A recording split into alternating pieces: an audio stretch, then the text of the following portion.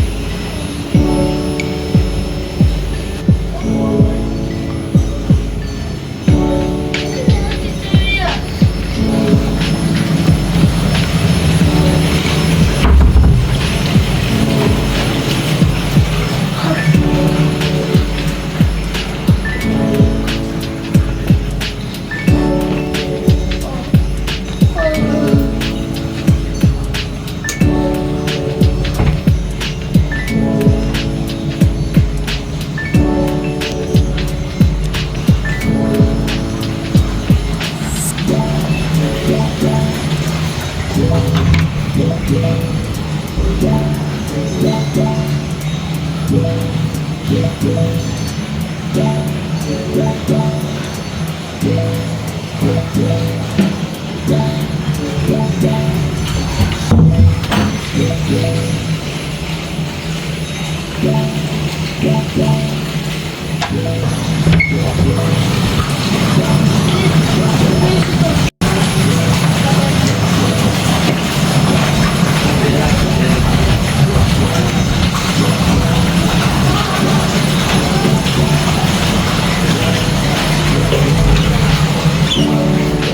guys, yung ika-third bedroom.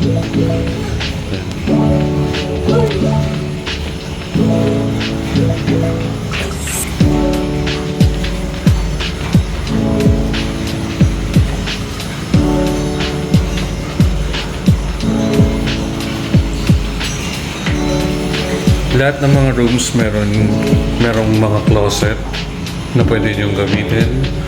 Then ito yung toilet and bath. Meron na rin siyang shampoo, hand soap, conditioner. Yan po.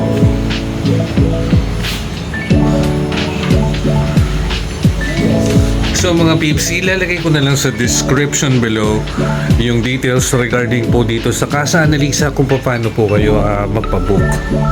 So yan.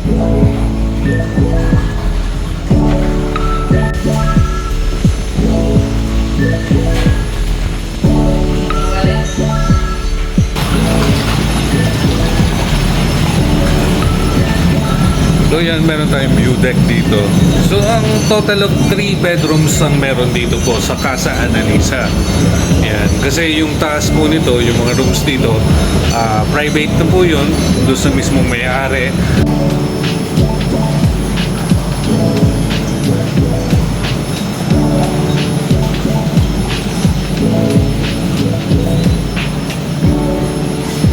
So yan mga peeps, naipakita ko na sa inyo itong kabuuan po ng Casa Annalisa.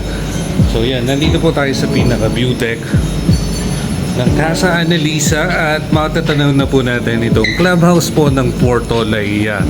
As I was saying, yun po, kalapit lang po natin ang clubhouse and yung pinaka beach area. So walking distance lang po tayo. So anytime halimbawa pabook po tayo dito, so pwede rin po tayo pumunta doon sa beach, hindi naman po bawal. Ayan.